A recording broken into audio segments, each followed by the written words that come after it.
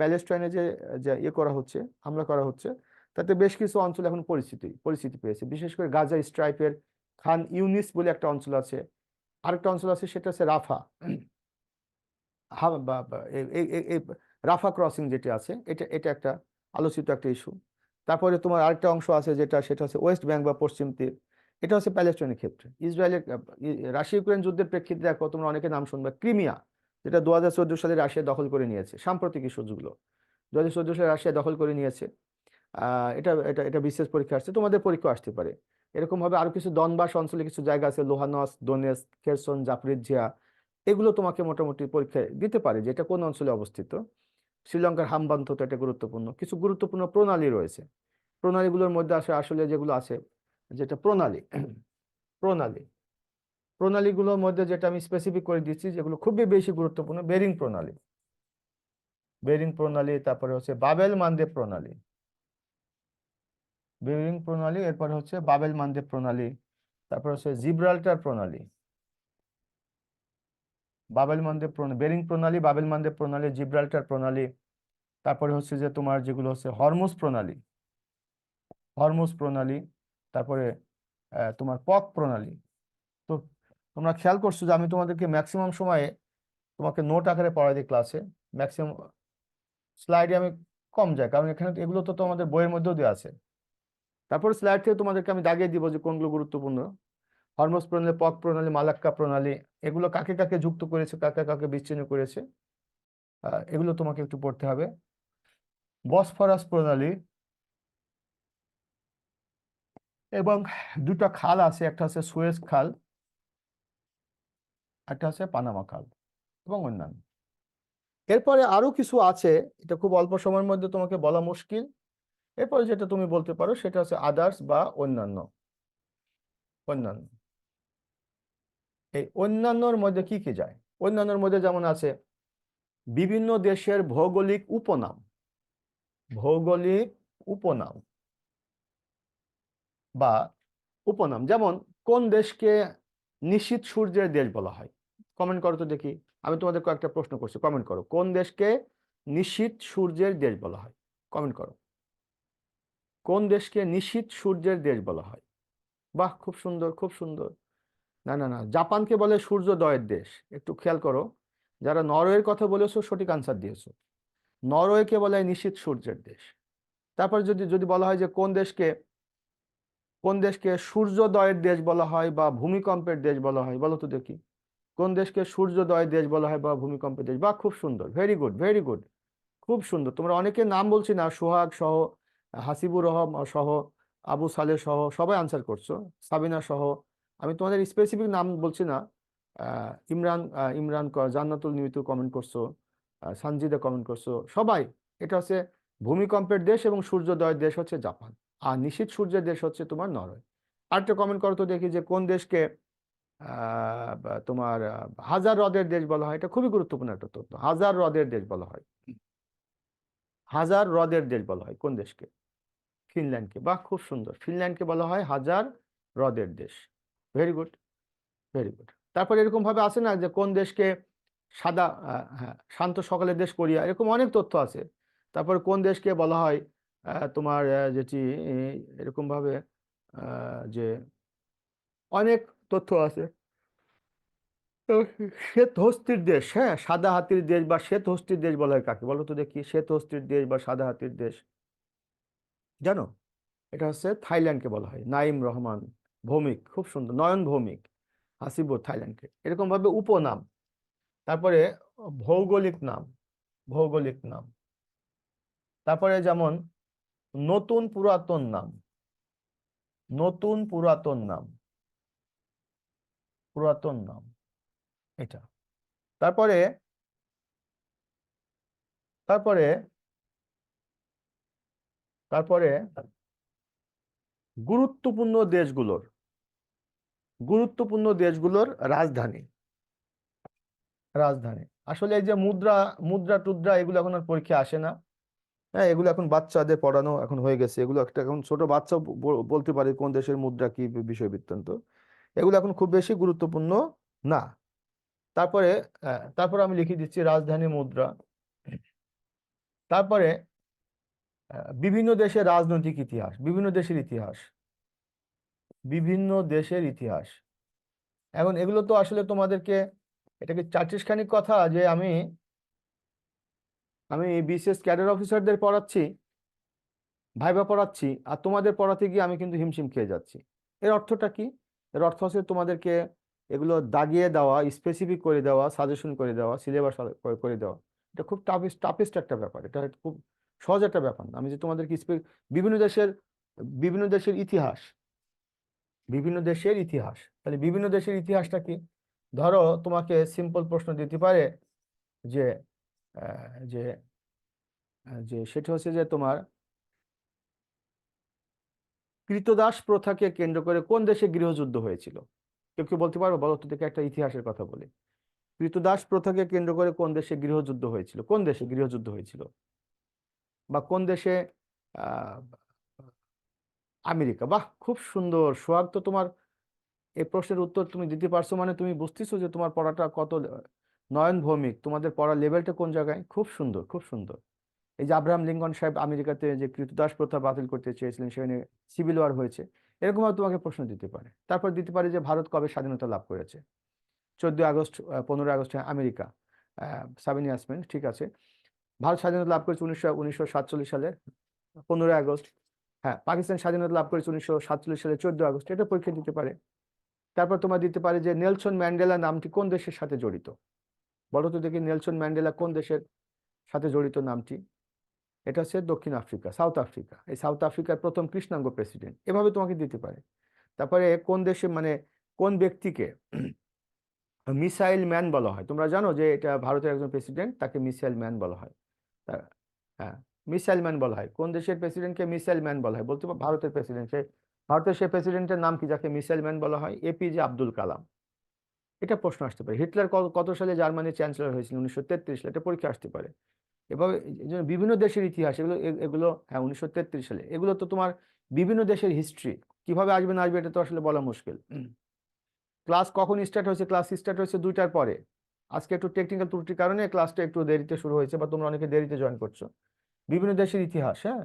এরপরে আমি একটু সমাপ্তের দিকে আসি। এরপরে যেটি তোমরা আরো কিছু তথ্য আছে, তোমরা যেটা আদার্স, অন্যান্য। তো মোটামুটি আমি তোমাদেরকে একটা ধারণা দিয়েছি যে এই যে যেগুলো তোমাদেরকে আমি দাগাই দিলাম, এগুলো তোমরা মুখস্থ করবা। আমি আজকে তোমাদের যেটুকু পড়তে হবে আমি তোমাদের দাগাই দিচ্ছি। এখান থেকে তোমাদের চাকরি পাওয়ার জন্য যেটুকু পড়া উচিত, একটা হচ্ছে চাকরি পাওয়ার জন্য পড়া উচিত, একটা হচ্ছে জ্ঞান অর্জন করার জন্য পড়া উচিত। জ্ঞান অর্জন করতে গেলে বা তোমার চাকরি হবে না, কারণ জ্ঞান অর্জনের কোনো সীমাবদ্ধতা নেই যে এ পর্যন্ত আমার জ্ঞান অর্জন হবে বা এখানে আমি সীমাবদ্ধ, তা না। জ্ঞান বিষয়টা হচ্ছে আপেক্ষিক। মানুষ যত পড়ে তত বেশি পড়তে আরো বেশি আগ্রহ থাকে তার, কিংবা সে তত বেশি মনে করে যে সে জানে না কিছু। মানুষ যখন পড়তে থাকে তখন মানুষ মনে করে সে কিছু জানে না, আর যখন মানুষ পড়ে না তখন মানুষ মনে করে যে সে সবকিছুই জানে। এই জন্য জ্ঞানের 3টা স্তর। প্রথম স্তরে যখন মানুষ প্রবেশ করে জ্ঞানের, তখন মানুষ অহংকার হয়ে যায়, অহংকারী হয়ে যায় যে সে অনেক কিছু জেনে ফেলেছে। যখন সেকেন্ড স্টেপে প্রবেশ করে তখন মানুষ বিনয়ী হয়ে যায় যে না না, আমার আসলে জানার বাকি আছে। যখন মানুষ থার্ড স্টেপে প্রবেশ করে তখন মানুষ চিন্তা করে যে আমি কিছুই জানি না, শুধু একটা জিনিসই জানি, আমি কিছুই জানি না। এখন তোমাদের মাথার উপরে বিভিন্ন পেরেশানি। একটা চাকরি পাওয়াটা, বেকারত্বের অভিশাপ থেকে নিজেকে রক্ষা করা, পরিবারকে সাপোর্ট দেওয়া আর্থিকভাবে, এই অবস্থায় তোমার মস্তিষ্ক শতভাগ কাজ করবে না। এটা আমার অভিজ্ঞতা তো একদিনের না, আমার 20 বছরের অভিজ্ঞতা। নয়ন ঠিক বলছি না? তোমার এখন মাথার মধ্যে কাজ করবে যে বিভিন্ন রকম পেরেশানি। এক হচ্ছে চাকরি হচ্ছে না, একটা চাকরি দরকার, তারপরে পরিবারের ভরণ পোষণের একটা বিষয় থাকে, অনেকে অ্যাফেয়ার থাকে, অনেক সময় সম্পর্ক ছুটে যাচ্ছে চাকরি না হওয়ার কারণে, এরকম ইতি অহরহ ঘটছে। হ্যাঁ, এই অবস্থায় তোমাকে একটা চাকরি পেতে হলে পারে তোমাকে মাথায় রাখতে হবে যে অনেক কিছু থেকে তোমাকে বঞ্চিত হতে হবে, কারণ তুমি সবকিছু একসাথে অর্জন করতে পারবে না। সবকিছু তুমি একসাথে অর্জন করতে পারবে না। কিছু অর্জন করতে হলে বা তোমাকে কিছু বর্জন করতে হবে। যেমন আমি এটা প্রায়ই বলি থাকি, একটা জব, হ্যাঁ জি স্যার, একটা জব, অবশ্যই একটা জব দরকার। তোমাদের অনুভূতিটা অনেকেই বুঝবে না, বাট আমি এটা বুঝি। আমি মিডিল ক্লাস ফ্যামিলির ছেলে, আমি এটা বুঝি যে কতটা স্ট্রাগল করতে হবে। অবশ্যই দোয়া করবো, আমি অন্তর থেকে দোয়া করবো তোমাদের জন্য। আমার দোয়ার মধ্যে কোনো ভেজাল নেই, আমি অন্তর থেকে চাই তোমরা তোমার শত্রু না। তো যাই হোক, আমরা বাড়তি কথা বলে সময় নষ্ট করবো না। তোমরা জানো যে আমার কথাগুলো সবসময় প্র্যাকটিক্যাল কথা হয়, এবং আমি কথাগুলো সবসময় তোমাদেরকে একবারে প্র্যাকটিক্যাল কথা বলি। এই যে পৃষ্ঠাটা আছে না, এই পৃষ্ঠা থেকে তোমাদের কোনো প্রশ্ন আসবে না, স্পেসিফিক করে দিলাম। যদি বলো যে স্যার তাহলে এই ডিসপ্লেটা দেখানো, এই যে বললাম যে কিছু জিনিস তোমাকে জানতে হবে, একটা ধারণা থাকতে হবে।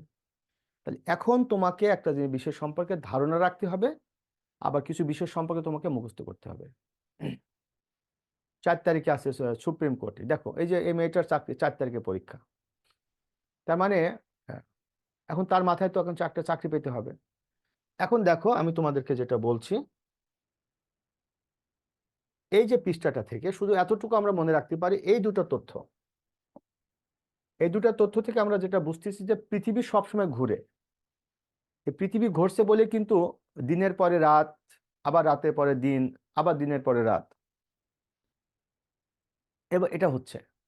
আবার পৃথিবী ঘুরছে বলেই শীত থেকে বসন্ত, বসন্ত থেকে গ্রীষ্ম, গ্রীষ্ম থেকে আবার বর্ষা, বর্ষা থেকে আবার শরৎ, শরৎ থেকে আবার হেমন্ত, আবার শীত থেকে বসন্ত, এভাবে ঋতু পরিবর্তন হচ্ছে। পৃথিবী স্থিতিশীল না, পৃথিবী স্থির না। এই জন্য আলটিমেটলি তোমরা পৃথিবীতে তোমাদের কোনো অর্জনও কিন্তু স্থিতিশীল না। তুমি যদি মনে করো যে তোমার এই মুহূর্তে অর্জন কম, বা তোমার প্রস্তুতি কম, তোমার প্রস্তুতি আবার বাড়বে সময়ের আপেক্ষে, শুধু সময়ের উপর ছেড়ে দিবা। তো দুটো তথ্য মনে রাখবা, পৃথিবী তার নিজ অক্ষের উপরে ঘুরতে 24 দিন সময় লাগে, মানে 24 ঘন্টা সময় লাগে। নিজ অক্ষের উপরে পৃথিবী যে ঘুরতেছে, এটা ঘুরতে পৃথিবীর টাইম লাগে হচ্ছে 24 ঘন্টা। 24 ঘন্টা মানে একদিন। 23 ঘন্টা 56 মিনিট, 23 ঘন্টা 56 মিনিট মানে হচ্ছে অলমোস্ট 24 ঘন্টা। তাহলে 23 ঘন্টা 56 মিনিট বা 24 ঘন্টা টাইম লাগে নিজ অক্ষের উপর ঘুরতে, এটাকে বলে দিন রাত্রি হচ্ছে।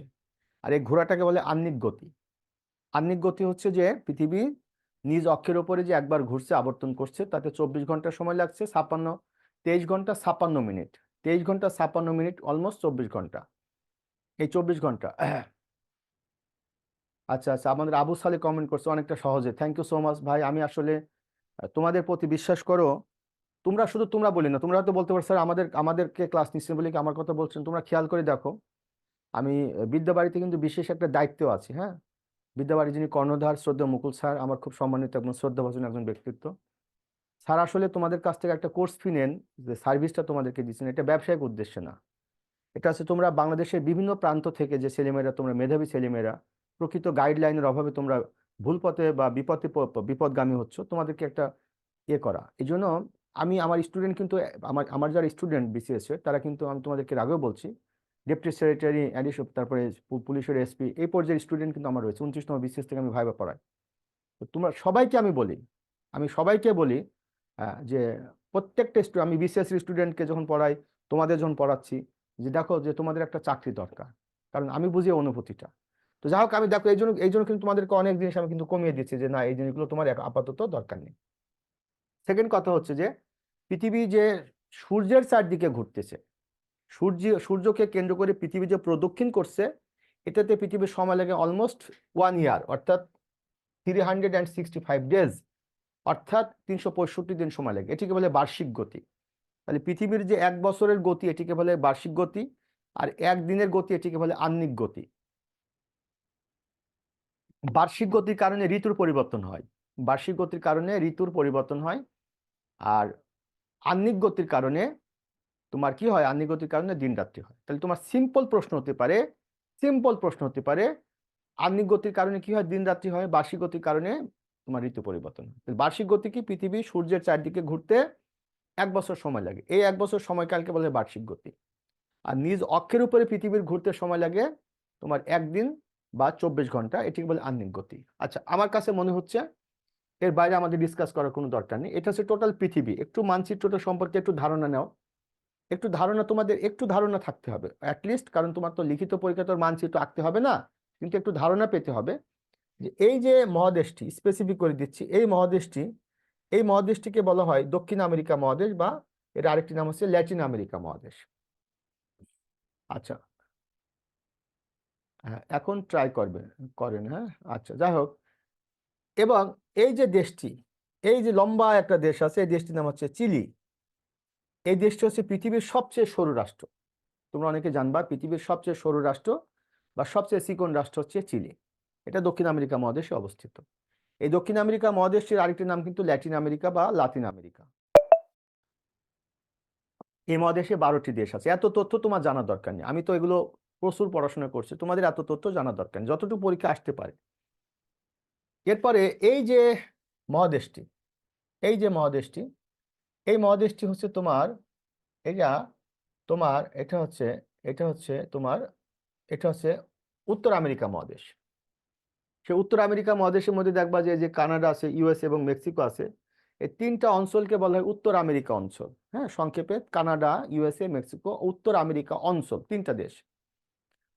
আমি দুঃখ প্রকাশ করছি যদি তোমাদের এই তথ্যগুলো তোমাদেরকে বেশি মাত্রায় হতাশ করে যে এগুলো তো আমরা জানি না, তাহলে আমাদের কোনো সমস্যা হবে কিনা। কোনো সমস্যা হবে না, কারণ আমি সাথে সাথে বলেই দিচ্ছি, সবচেয়ে বড় ব্যাপার হচ্ছে তোমার আত্মবিশ্বাসটা ধরে রাখবা। মানে কখনো ডিসহার্টেড হবে না, ডিসঅ্যাপয়েন্টেড হবে না। Be confident, always be confident. আবার always not be over confident, এটা কিন্তু খুব খারাপ। যে তুমি পারবাই, আত্মবিশ্বাস থাকতে হবে। এটা হচ্ছে পৃথিবীর সবচেয়ে বড় দ্বীপ, যার নাম হচ্ছে গ্রিনল্যান্ড। পৃথিবীর সবচেয়ে বড় দ্বীপটির নাম হচ্ছে গ্রিনল্যান্ড। এই যে গ্রিনল্যান্ড দ্বীপটি একটা পৃথিবীর সবচেয়ে বড় দ্বীপ, মনে রাখবা। এর সাথে যদি আমি বাংলাদেশের প্রসঙ্গটি বুঝাই, তাহলে বাংলাদেশের সবচেয়ে বড় দ্বীপ হচ্ছে ভোলা। আর বাংলাদেশের আরেকটি পরিস্থিতি হচ্ছে পৃথিবীর সবচেয়ে বড় বদ্বীপ, ব অক্ষরের মতো দেখতে বদ্বীপ। পৃথিবীর সবচেয়ে বড় বদ্বীপ হচ্ছে বাংলাদেশ। আর বাংলাদেশের সবচেয়ে বড় বদ্বীপ হচ্ছে সুন্দরবন। পৃথিবীর সবচেয়ে বড় বদ্বীপ হচ্ছে বাংলাদেশ, আর বাংলাদেশের সবচেয়ে বড় বদ্বীপ হচ্ছে সুন্দরবন। আর সুন্দরবন হচ্ছে বিশ্বের সবচেয়ে বড় ম্যানগ্রোভ বন, উপকূলীয় বন। সুন্দরবনের 62% অঞ্চল। আচ্ছা, হ্যাঁ হাসিবুর রহমান, তুমি চমৎকার আনসার করছো। আচ্ছা, পাসওয়ার্ডে একটু সমস্যা হয়েছিল, সুমি, পাসওয়ার্ডে একটু সমস্যা হয়েছিল। সুন্দরবনের 62% জায়গা বাংলাদেশের মধ্যে পড়ছে, বিশেষ পরীক্ষা আসছে। হাসিব চমৎকার একটা কমেন্ট করছো, দ্বীপটি গ্রিনল্যান্ড দ্বীপ, বাট এই দ্বীপটির মালিক হচ্ছে ইউরোপ মহাদেশের একটা দেশ, সেটা হচ্ছে ডেনমার্ক। ইউরোপ মহাদেশের দেশ ডেনমার্ক এই গ্রিনল্যান্ড দ্বীপটির মালিক। তাহলে কোন দেশটি পৃথিবীর বৃহত্তম দ্বীপকে নিয়ন্ত্রণ করে? সেটা হচ্ছে ডেনমার্ক। কোন মহাদেশের দেশ? ইউরোপ মহাদেশের দেশ। আর গ্রিনল্যান্ড দ্বীপটি অবস্থিত কিন্তু উত্তর আমেরিকা মহাদেশে। এই মহাদেশটি, এটা হচ্ছে পৃথিবীর দ্বিতীয় বৃহত্তম মহাদেশ, যেটির নাম হচ্ছে আফ্রিকা মহাদেশ। আফ্রিকা মহাদেশ হচ্ছে পৃথিবীর দ্বিতীয় বৃহত্তম মহাদেশ। এই মহাদেশের উপরে এই যে মহাদেশটি, এই মহাদেশটি এটা হচ্ছে ইউরোপ মহাদেশ। আর এই যে রাশিয়া, সেই রাশিয়ার কিছু অংশ ইউরোপের মধ্যে পড়ছে, রাশিয়ার এই অঞ্চলগুলো এটা আবার কিন্তু এশিয়ার মধ্যে চলে যাচ্ছে, এগুলো কিন্তু এশিয়ার মধ্যে চলে যায়। এটা হচ্ছে এশিয়া মহাদেশ। তাহলে এটা হচ্ছে পৃথিবীর সেকেন্ড লার্জেস্ট কন্টিনেন্ট হচ্ছে আফ্রিকা মহাদেশ। আফ্রিকা মহাদেশ সম্পর্কে মনে রাখবা যে এই মহাদেশটিকে অন্ধকারাচ্ছন্ন মহাদেশ বলা হয়, কারণ এই মহাদেশের মানুষগুলো এখন পর্যন্ত শিক্ষা, জ্ঞান, বিজ্ঞান, প্রযুক্তি সব দিক থেকে পিছিয়ে। আবার এই মহাদেশে হিংস্র জীব জন্তু প্রচুর রয়েছে এই মহাদেশে, এবং ওই গভীর জঙ্গলে এই মহাদেশটি, অনেক জঙ্গল রয়েছে। এই মহাদেশটিকে বলা হচ্ছে তোমার পৃথিবীর বৃহদায়কার চিড়িয়াখানা।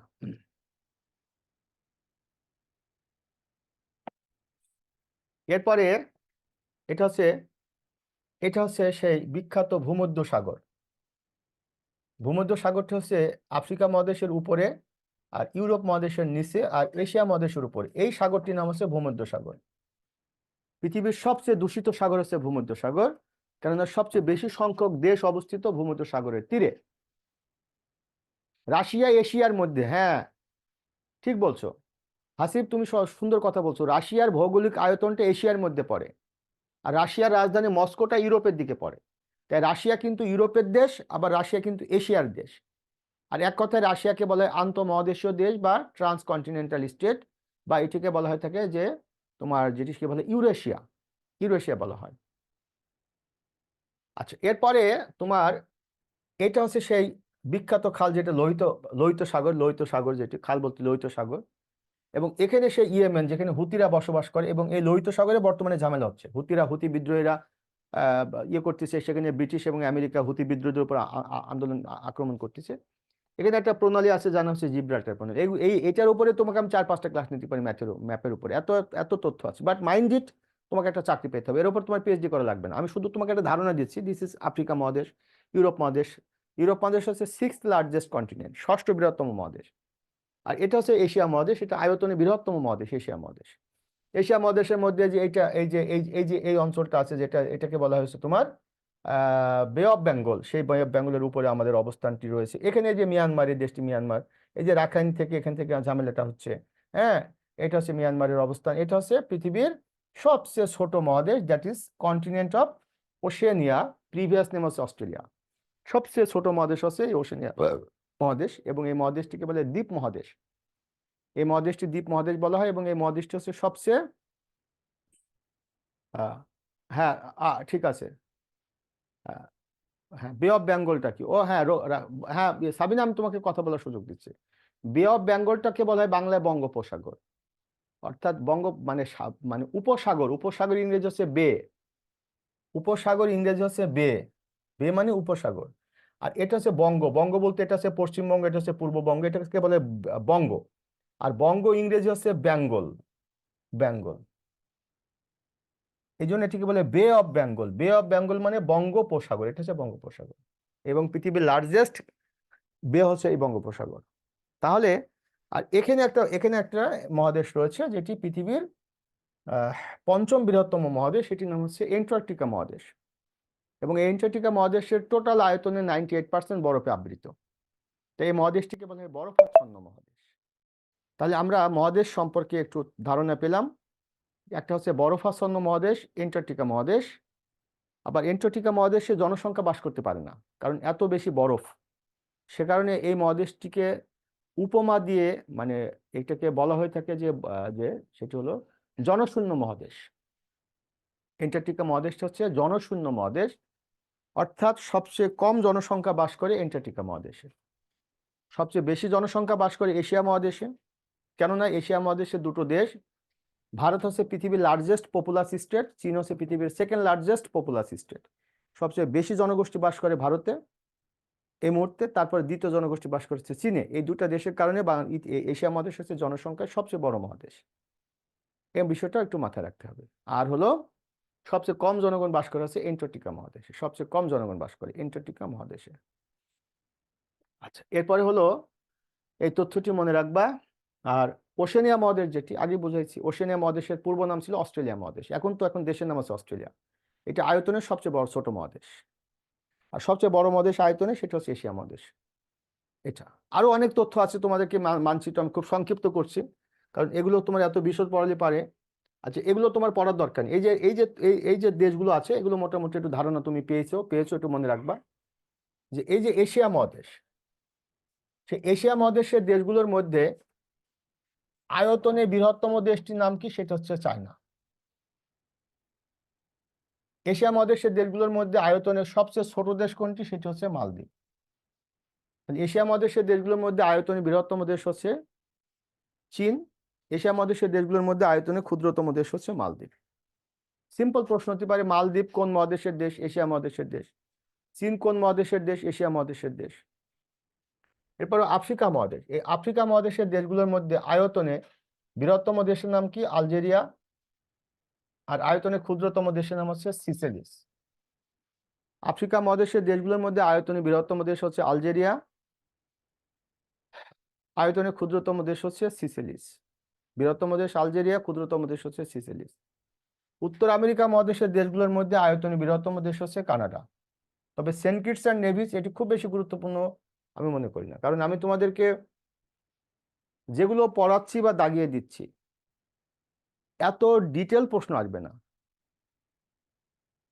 আমি তোমাদের এতটুকু বলছি, এত ডিটেল প্রশ্ন, তারপর তো আমি তোমাকে সংক্ষেপে করে দিচ্ছি, আমি তোমাদেরকে এমনি সংক্ষেপে করে দিচ্ছি, তারপরও তোমাকে বলছি যে এত ডিটেল প্রশ্ন আসার কথা না। দক্ষিণ আমেরিকা মহাদেশের মধ্যে আয়তনে সবচেয়ে বড় দেশটির নাম হচ্ছে ব্রাজিল। এন্টার্কটিকা মহাদেশে তো কোনো দেশই নেই। ইউরোপ মহাদেশের মধ্যে আয়তনে সবচেয়ে বড় দেশ হচ্ছে রাশিয়া, সবচেয়ে ছোট দেশ হচ্ছে ভ্যাটিকান সিটি। আর ওশেনিয়া মহাদেশের বর্তমান নাম হচ্ছে পূর্ব নাম হচ্ছে অস্ট্রেলিয়া মহাদেশ, আর অস্ট্রেলিয়া মহাদেশের বর্তমান নাম ওশেনিয়া মহাদেশ। ওশেনিয়া মহাদেশের মধ্যে সবচেয়ে বড় দেশ হচ্ছে আয়তনে, সেটা হচ্ছে অস্ট্রেলিয়া। মোটামুটি এগুলো সম্পর্কে একটা কনসেপ্ট তোমাকে থাকতে হবে। তোমরা তো বিদ্যাবাড়িতে ভর্তি হয়েছে, এখানে বইগুলো পড়তেছো বা লেকচার শিটগুলো পড়তেছো, তথ্যগুলো রয়েছে। বাংলাদেশ এশিয়া মহাদেশের মধ্যে, বাংলাদেশ কোন মহাদেশে পড়ছে? বাংলাদেশ তো এশিয়া মহাদেশের দেশ। এটা তো সিম্পল প্রশ্ন। তাসলিমা, তাসলিমা কক্সবাজার থেকে যুক্ত হয়েছো। তাহলে বাংলাদেশ হচ্ছে এশিয়া মহাদেশের মধ্যে পড়ে এবং বাংলাদেশ এশিয়া মহাদেশের দক্ষিণ এশীয় অংশে অবস্থিত, অর্থাৎ বাংলাদেশ এশিয়া মহাদেশের দক্ষিণ এশিয়ার দেশ। আচ্ছা, এবার আমরা বিভিন্ন এগুলো মাথা মাথা গরম করে ফেলবে, আমি তোমাকে সহজ করে দিচ্ছি। এই যে এশিয়া মহাদেশ, সেই এশিয়া মহাদেশের সর্বোচ্চ পর্বত শৃঙ্গের নাম হচ্ছে মাউন্ট এভারেস্ট। পর্বত শৃঙ্গ মানে হচ্ছে যে সমভূমি অপেক্ষা উঁচু ভূমি। এই উঁচুটা বলতে 1000 মিটার পর্যন্ত উঁচু ভূমি, এটিকে বলে পাহাড়। আর 1000 মিটারের উপরে হলে সেটিকে বলে পর্বত। এবং সে পর্বতের যে মাথা বা চূড়া সেটিকে বলে পর্বত শৃঙ্গ। তো পৃথিবীতে যত পর্বত রয়েছে সমস্ত পর্বতের মধ্যে সবচেয়ে উঁচু পর্বতটির নাম হচ্ছে মাউন্ট এভারেস্ট, এবং এটি এশিয়া মহাদেশের মধ্যে পড়ে। তাহলে এশিয়া মহাদেশের তথা পৃথিবীর সবচেয়ে উঁচু পর্বত শৃঙ্গের নাম কি? Mount Everest. আর এশিয়া মহাদেশের বৃহত্তম মরুভূমির নাম কি? গোবি মরুভূমি। এশিয়া মহাদেশের বৃহত্তম দ্বীপের নাম কি? বর্নিও। এশিয়া মহাদেশের দীর্ঘতম নদীর নাম হচ্ছে ইয়াংশি কিয়াং। এটা দীর্ঘতম হবে, এটা বৃহত্তম না। নদী কখনো বৃহত্তম হবে না, নদীর ক্ষেত্রে সবসময় দীর্ঘতম। ইউরোপ মহাদেশের দীর্ঘতম নদীর নাম হচ্ছে ভলগা, রাশিয়াতে অবস্থিত। আফ্রিকা মহাদেশের দীর্ঘতম নদী হচ্ছে নীলনদ, এবং এই নীলনদ 11টি দেশের মধ্য দিয়ে প্রবাহিত হয়েছে। এটা শুধুমাত্র আফ্রিকা মহাদেশের দীর্ঘতম নদী না, এটি টোটাল পৃথিবীর দীর্ঘতম নদী হচ্ছে নীলনদ। আফ্রিকা মহাদেশের বৃহত্তম মরুভূমি নাম হচ্ছে সাহারা মরুভূমি। আর এই যে পৃথিবীর বৃহত্তম দ্বীপ হচ্ছে গ্রিনল্যান্ড, এটা উত্তর আমেরিকা মহাদেশে অবস্থিত, নিয়ন্ত্রণ করে ডেনমার্ক। দক্ষিণ আমেরিকা মহাদেশের দীর্ঘতম নদী আমাজন। ওশেনিয়া মহাদেশের দীর্ঘতম নদী হচ্ছে মারে ডার্লিং, বা অস্ট্রেলিয়ার দীর্ঘতম নদী হচ্ছে মারে ডার্লিং। এখন এই যে তথ্যগুলো, মানে একেবারেই তোমাকে পরীক্ষায় কোন তথ্যটি আসবে এটা তো সরাসরি আউট করে বলে দেওয়া যায় না যে এইটাই পরীক্ষায় আসছে। মনে রাখবা যে এইটাই পরীক্ষা তোমার আসবে, বা পরীক্ষার প্রশ্নকর্তার সাথে আমার কথা হয়েছে যিনি প্রশ্ন করবেন, এভাবে তো বলা যায় না। তাই সে কারণে তোমাকে যেগুলো গুরুত্বপূর্ণ যে বিষয়গুলো আছে সেগুলো সম্পর্কে তোমাকে একটা ধারণা আমি দিচ্ছি মাত্র। আচ্ছা, সভ্যতা, আমি তোমাদের কয়েকটা সভ্যতার কথা বলে দিচ্ছি। যেমন যেমন সভ্যতা, এই সভ্যতাটা পড়তে গিয়ে, এই যে বাক্যগুলো পড়তে গিয়ে তুমি নিজেই কিন্তু মনে করো যে বিপদে পড়ে যাবে।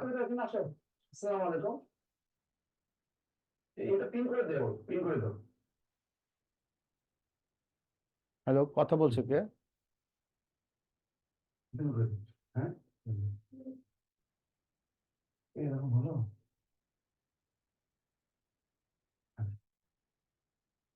মানচিত্রের উপর তো তোমাকে বুঝালাম, মানচিত্রের উপর তুমি কি পড়বা? সুটন খান, তুমি মানচিত্রের উপর কি পড়তে চাচ্ছ? আজকে আপনাদের শতকরা লাভ ক্ষতি এবং অনেক ব্যাপারে আছে, অনেকগুলোই পড়াবো ইনশাআল্লাহ। মানচিত্রের উপর যেটুকু যেটুকু বুঝালাম এটাই যথেষ্ট।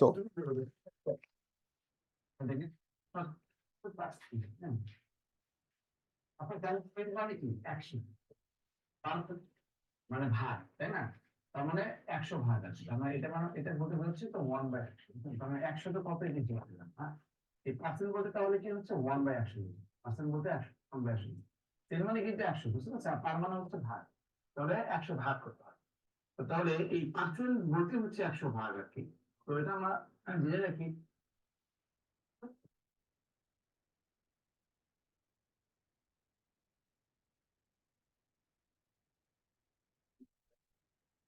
হুম?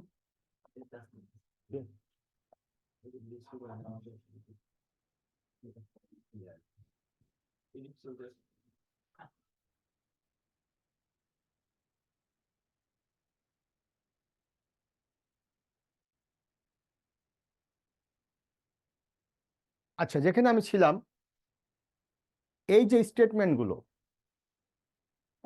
সেই স্টেটমেন্টগুলো তোমার কি তথ্য কাজে লাগবে? শুধু এতটুকু তথ্য তোমার জানলে চলবে। হ্যাঁ, সুটন খান, তুমি বলো তুমি কোন পরীক্ষার জন্য প্রস্তুতি নিচ্ছ, কোন গ্রেডের জন্য বলো। হ্যাঁ সুটন খান, তুমি বলো যে তোমাকে তো আমি মানচিত্র নিয়ে এখন পর্যন্ত 16 গ্রেড, তো 16 গ্রেডের জন্য তুমি মানচিত্রের উপরে কি করবা তুমি? তুমি যদি নবম গ্রেডের কর্মকর্তা হিসেবে বিশেষ ক্যাডার অফিসার হিসেবে প্রস্তুতি নিতে, তাহলে আমি মানচিত্রের উপরে এমন পড়ানো পড়াতাম তুমি পুরো পৃথিবী বুঝে যেতে। এবং মানচিত্রের উপরে আমি যে ওয়ার্ডগুলো ইউজ করতাম, সে ওয়ার্ডগুলো তুমি নামই শোনোনি। Indo Pacific strategy, string of pearls, তারপরে হচ্ছে এই শব্দগুলো তুমি নাম শুনছো, pivot to Asia, belt road initiative, তারপরে আছে যেটাকে বলা হয় বিআরআই, ট্রানজিট ট্রান্সশিপমেন্ট করিডোর, এই অনেক শব্দগুলো নামই তোমরা শোনোনি। তাহলে মানচিত্রে কোন লেভেলে আমি পড়াতে পারি চিন্তা করে দেখছো, কিন্তু তোমাদেরকে এই লেভেলে তোমার জানার দরকার নেই। এই যে তুমি নিজে বলছো নাসা নাসা শুনিনি, আবার প্রশ্ন করতেছো মানচিত্রের উপরে ক্লাস কবে নিবেন। তাহলে তুমি যদি নামই শোনোনি তাহলে মানচিত্রের উপর ক্লাস করবা কিভাবে আমার? তোমরা বাকিরা কি সবাই বুঝছো কথাটা? তোমরা কি বাকিরা আমার কথা বুঝছো, আমাকে বুঝতে পারছো, আমাকে চিনতে পারছো, মানে আমাকে বুঝতে পারছো কি না? তোমাদের জন্য, হ্যাঁ, হ্যাঁ, হ্যাঁ, ব্যাপারটা তোমাকে এত ডিটেল তোমার জানার দরকার নেই। হ্যাঁ, এখন প্রশ্ন তো সেখানে আসবে না। আচ্ছা, যেখানে আমি ছিলাম, এই যে কথাগুলো তুমি দেখলে, সে কথাগুলোর মধ্যে তোমার 1 নম্বর তথ্যটা কি আসতে পারে সেটা দেখো। এই যে দেখো, প্রাচীনতম সভ্যতা মেসোপটেমিয়া। 1 নম্বর তথ্য, যে পৃথিবীর প্রাচীনতম সভ্যতার নাম কি? উত্তরটা হবে মেসোপটেমিয়া সভ্যতা। তাহলে প্রাচীনতম সভ্যতা মেসোপটেমিয়া সভ্যতা। পৃথিবীর প্রাচীনতম সভ্যতার নাম কি? মেসোপটেমিয়া সভ্যতা। তারপর এই যে মেসোপটেমিয়া সভ্যতা কোন 2টা নদীর তীরে গড়ে ওঠে? একটা হচ্ছে ইউফ্রেটিস এবং একটা হচ্ছে টাইগ্রিস এবং একটা হচ্ছে ইউফ্রেটিস। ও,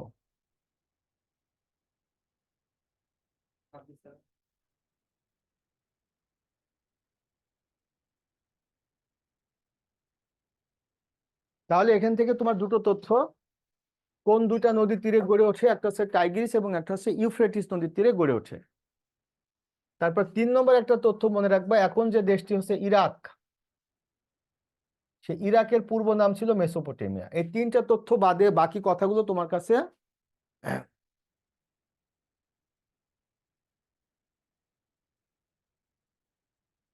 হ্যাঁ হাসিবুর রহমান, তুমি সুন্দর একটা কমেন্ট করছো। আমি যদি মানচিত্রের উপরে ক্লাস নিই তাহলে একটা ক্লাস হবে না বোকা, আমার মানচিত্রের উপরে ক্লাস নিতে হলে আমার 2টা ক্লাস লাগবে। একটা ক্লাসে আমি তোমাকে জিও পলিটিক্স পড়াবো, জিও পলিটিক্সকে ডিফাইন করব, জিও পলিটিক্সকে এক্সাম্পলিফাই করব, জিও পলিটিক্সের ইম্পর্টেন্স বোঝাবো, জিও স্ট্র্যাটেজিক্যাল বোঝাবো। মানে আমি তোমাদেরকে লোয়ার লেভেলে পড়াচ্ছি শুধু তোমাদের চাকরির জন্য, কারণ আপার লেভেল তোমার জানার দরকার নেই। এরপরে দ্বিতীয় যে ক্লাসটি থাকবে সেই ক্লাসে থাকবে হচ্ছে স্ট্রেট গুলো, মানে প্রণালীগুলো, ক্যানালগুলো, খালগুলো, তারপরে স্ট্র্যাটেজিক্যাল জিওগ্রাফিক্যাল লোকেশন বিভিন্ন দেশের, বিভিন্ন রিজিয়ন, স্ক্যান্ডিনেভিয়ান, বলকান, ককেশাস, হ্যাঁ, South Asia, South East Asia, Central Asia, Far East Asia, Northern Africa, Southern Africa, Eastern Africa, Western Africa, Central Africa. তারপরে হচ্ছে তোমার যেটিকে বলা হবে যে পলিনেশিয়া অঞ্চল, মেলানেশিয়া অঞ্চল। বুঝতেছো যে এগুলো নামই তোমরা অনেকে শোনোনি। হ্যাঁ, তো সুতরাং এগুলো তোমরা একজন একটা প্রশ্ন করে কি করো, আমার গতিটা কমিয়ে দাও। কিন্তু এগুলো না বললে পরে আবার তোমরা বুঝবা যে স্যার এগুলো পড়াচ্ছে না, তার মানে স্যার হয়তো এগুলো জানে না। বুঝছো হাবিব, বুঝছো দুঃখটা কোথায়, বুঝছো হাবিব, হাবিব এবং হাসিব, মিথুন, তোমরা বুঝছো কথাটা? এ হচ্ছে বিষয়টা, দুঃখটা। তাহলে তোমাদের 3টা তথ্য, একটা হচ্ছে প্রাচীনতম সভ্যতার নাম কি? মেসোপটেমিয়া সভ্যতা। আর এই সভ্যতা গড়ে উঠেছিল কোন 2টি নদীর তীরে? সেটা হচ্ছে টাইগ্রিস এবং ইউফ্রেটিস নদীর তীরে। আর বর্তমান ইরাকের পূর্ব নাম কি ছিল? মেসোপটেমিয়া। বাস, বাকিগুলো কথা তোমার গুল্লায় যাক, বাকিগুলো কথা গুল্লায় যাক, আগে চাকরিটা পেয়ে নাও, পরে কথাগুলো আবার পড়ো। এগুলো আমি পড়াচ্ছি না তোমাদের ইচ্ছে করে, কারণ তোমাদের এখন পর্যন্ত সেই সময় আসেনি। পড়তে পারো, তুমি সবই পড়তে পারো, কিন্তু আমি তোমাকে পড়াচ্ছি না, আমি তোমাকে পড়াচ্ছি না। ব্যাবিলনীয় সভ্যতা, সুমেরীয় সভ্যতা, এটা একটা সভ্যতার নাম। শুধু এই সুমেরীয়দের অবদান হচ্ছে চাকা আবিষ্কার। সুমেরীয়দের অবদান হচ্ছে চাকা আবিষ্কার। জাস্ট এতটুকু একটা তথ্য তুমি জানলে। ব্যাবিলনীয় সভ্যতা, এই ব্যাবিলনীয় সভ্যতার যিনি স্থপতি তার নাম হচ্ছে হাম্মুরাবি। ব্যাবিলনীয় সভ্যতার স্থপতি হচ্ছে হাম্মুরাবি। আর প্রথম লিখিত আইনের প্রণেতা ছিলেন এই হাম্মুরাবি। 2 নম্বর তথ্য। 1 নম্বর তথ্য হচ্ছে ব্যাবিলনের সভ্যতার স্থপতিকে, উত্তর হচ্ছে হাম্মুরাবি। আর 2 নম্বর হচ্ছে প্রথম লিখিত আইনের প্রচলন কে করেছিলেন, সেটা হচ্ছে হাম্মুরাবি। এরপরে অ্যাশরীয় সভ্যতা। অ্যাশরীয় সভ্যতা হচ্ছে আহ আহ, অ্যাশিরীয়রা অ্যাশিরীয়রা প্রথম বৃত্তকে 360 ডিগ্রিতে ভাগ করে। অ্যাশিরীয়রা প্রথম বৃত্তকে 360 ডিগ্রিতে ভাগ করে, এই তথ্যটা তোমরা মনে রাখবো। কারা সেটা? অ্যাশিরীয়রা। ক্যালিডীয় সভ্যতা। ক্যালিডীয় সভ্যতার স্থপতি, ক্যালিডীয় সভ্যতার স্থপতি ছিলেন হচ্ছে নেবুসাদনেজার। এতটুকু তথ্য। এবং নেবুসাদনেজার তিনি কি নির্মাণ করেন? ব্যাবিলনের শূন্য উদ্যান বা ঝুলন্ত উদ্যান নির্মাণ করেন। শূন্য উদ্যান মানে হচ্ছে যে এই নেবুসাদনেজার তার রানীকে খুশি করার জন্য রাজপ্রাসাদের উপরে, অট্টালিকার উপরে বাগান তৈরি করে দিয়েছিলেন। এটিকে বলে শূন্য উদ্যান। হ্যাঁ, আচ্ছা। মিশরের সভ্যতা থেকে তুমি একটা তথ্য মনে রাখবা, যে এই সভ্যতা গড়ে উঠেছিল নীল নদকে কেন্দ্র করে। নীল নদকে কেন্দ্র করে মিশরের সভ্যতা। 2 নম্বর হচ্ছে এটি পৃথিবীর দ্বিতীয় প্রাচীন সভ্যতা। দ্বিতীয় প্রাচীন সভ্যতা হচ্ছে এই মিশরের সভ্যতা। কত কত কত কথা তোমাদের আমি কমিয়ে দিচ্ছি, ক্লাসে তো পড়িয়ে দিচ্ছি। কি প্রশ্ন আসতে পারে? দ্বিতীয় প্রাচীন সভ্যতা মিশরের সভ্যতা। এই সভ্যতা গড়ে উঠেছিল কোন নদীর তীরে? নীল নদের তীরে। প্রাচীনতম সভ্যতা কোনটি? মেসোপটেমিয়ার সভ্যতা। কোন নদীর তীরে গড়ে ওঠে? টাইগ্রিস এবং ইউফ্রেটিস। টাইগ্রিস নদীর আরেকটি নাম কি? দজলা। ইউফ্রেটিস নদীর আরেকটি নাম কি? সেটি হচ্ছে ফোরাত। বর্তমান ইরাকের পূর্ব নাম কি ছিল? মেসোপটেমিয়া। মেসোপটেমিয়া কোন দেশটির পূর্ব নাম ছিল? ইরাক। এভাবে তোমরা কি কখনো বাসায় পড়েছো? কখনো এভাবে এভাবে এভাবে প্রতিটা বাক্য রিসার্চ করে পড়ো তোমরা? এগুলো এগুলো এগুলো এগুলো যদি তুমি পড়ো এভাবে প্রতিটা বাক্য, যে আমি যে বাক্যটি পড়তেছি, পড়ার মধ্যে তোমার মনোযোগ থাকে না, চাকরি হবে কি করে? অধিকার নিয়ে তোমাদেরকে করা কথা বলছি, যাতে তোমার পরীক্ষা যাতে করে তোমার একটা আঘাত প্রাপ্ত হয়, যে স্যারের কথাগুলো বলছে, স্যারের সাথে একটু চ্যালেঞ্জ তোমার, আমি চাকরি করে স্যারকে ফোন করে জানাবো, বিদ্যাবাড়িকে ফোন করে জানাবো। আমি সেটাই শুনতে চাচ্ছি। পড়ার মধ্যে তোমার চোখ থাকে একদিকে, কান থেকে আরেকদিকে, মন থেকে আরেকদিকে, হৃদয় থাকে একদিকে। আমি তো তোমাকে পড়িয়ে দিচ্ছি। যখন তুমি পড়বা, সম্পূর্ণরূপে মনোযোগ দিয়ে পড়ার প্রতি কনসেন্ট্রেটেড হবে। নিজেকে প্রশ্ন করা শিখবা, যে এই বাক্যের মধ্যে কি প্রশ্ন হতে পারে। আমি যেভাবে বাক্যটি পড়ছি সেভাবে যে প্রশ্নটি হবে তা তো না। প্রশ্নটি তো এরকমই হতে পারে যে নীল নদকে কেন্দ্র করে কোন সভ্যতা গড়ে উঠেছিল, সেটি হচ্ছে মিশরীয় সভ্যতা।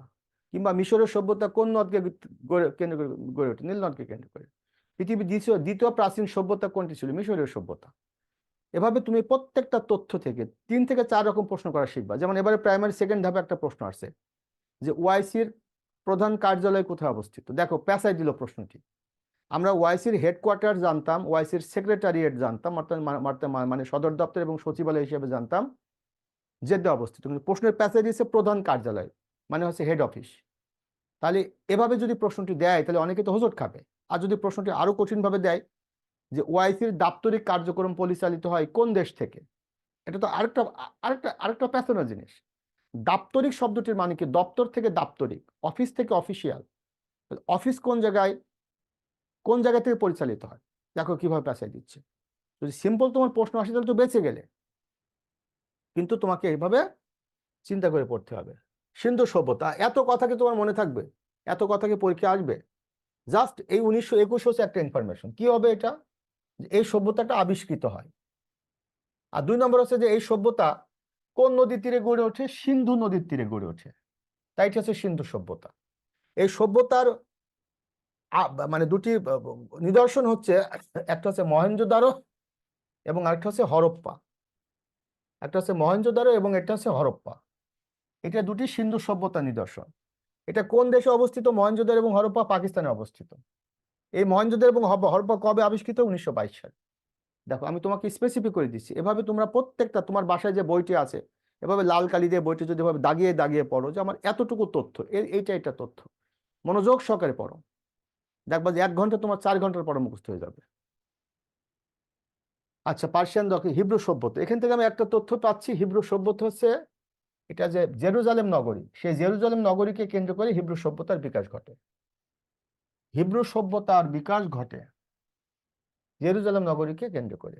আর ইসরায়েলের যারা অধিবাসী, তারা হচ্ছে হিব্রুদের বংশধর। ইসরায়েলের অধিবাসীরা হিব্রুদের বংশধর।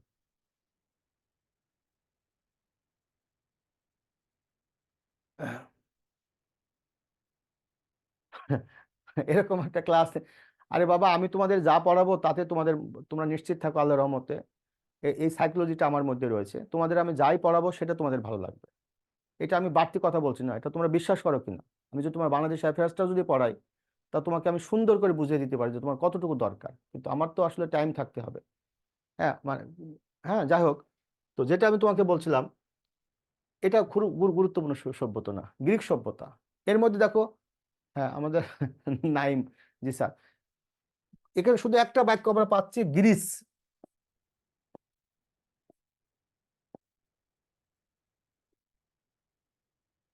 এই যে গ্রিস গণতন্ত্রের সূতিকাগার, দেখো তোমার মূল আনসারটা তোমার চোখে চলে আসছে। গ্রিস গণতন্ত্রের সূতিকাগার। সূতিকাগার মানে হচ্ছে যে মানে সূচনা হয়েছে এমন জায়গাকে বলে সূতিকাগার। তাহলে পৃথিবীর কোন দেশে গণতন্ত্রের উৎপত্তি হয়েছে? আমাদের সুমি বলছে আপনার ক্লাস অনেক ভালো বুঝি, থ্যাংক ইউ সো মাচ। তোমরা আমার ক্লাসে তোমাদেরকে আমি দেখো না, আমি তোমাদেরকে যেভাবে বকাঝকা করি, যেভাবে অধিকার নিয়ে তোমাদেরকে আমি বলি, এই যে আপন করি, এই যে আমাদের সুমি কথাটা বলছে, তারপরে আমাদের নয়ন কথাটা বলছে, এটা কিন্তু একজন শিক্ষককে ছাত্র বা ছাত্রীর প্রতি মনোযোগ আকর্ষণ করে।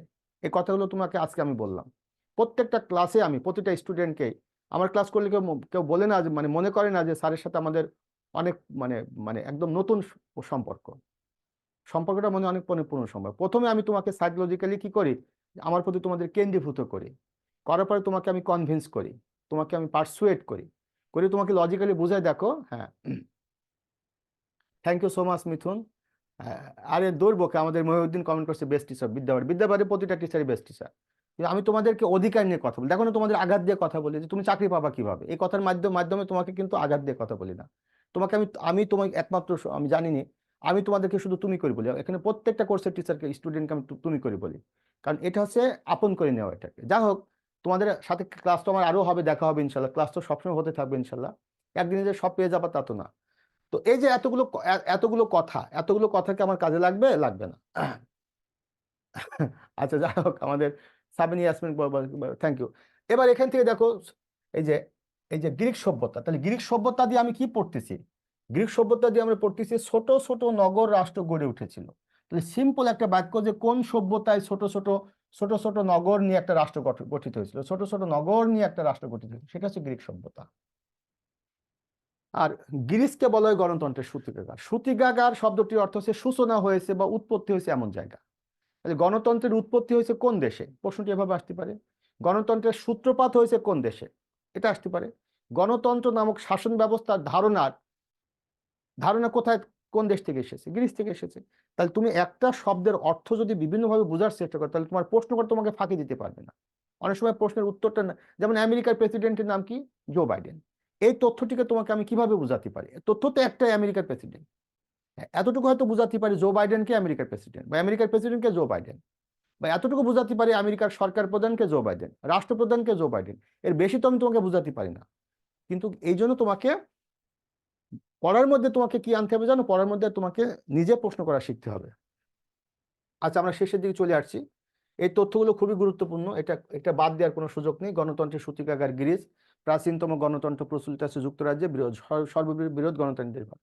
সর্ববৃহৎ গণতান্ত্রিক দেশ হচ্ছে ভারত, এটির মানে হচ্ছে যে সবচেয়ে বেশি জনসংখ্যা বাস করে হচ্ছে ভারতে। আজকে ক্লাসটা কয়টা থেকে শুরু করছে এটা তো অপারেটর জানে, ক্লাসরুমের অপারেটর জানে, আমি তো শুধু ক্লাসে ঢুকি। তো 2টার পরই শুরু হয়েছে ক্লাসটি, হ্যাঁ 2টার কয়েক মিনিট পরে ক্লাসটি শুরু হয়েছে। ওই যে তোমাদের তো আজকে একটু টেকনিক্যাল সমস্যা হয়েছে তোমাদের, এই যে পাসওয়ার্ডের সমস্যা হয়েছে। তাহলে সর্ববৃহৎ গণতান্ত্রিক দেশ হচ্ছে ভারত।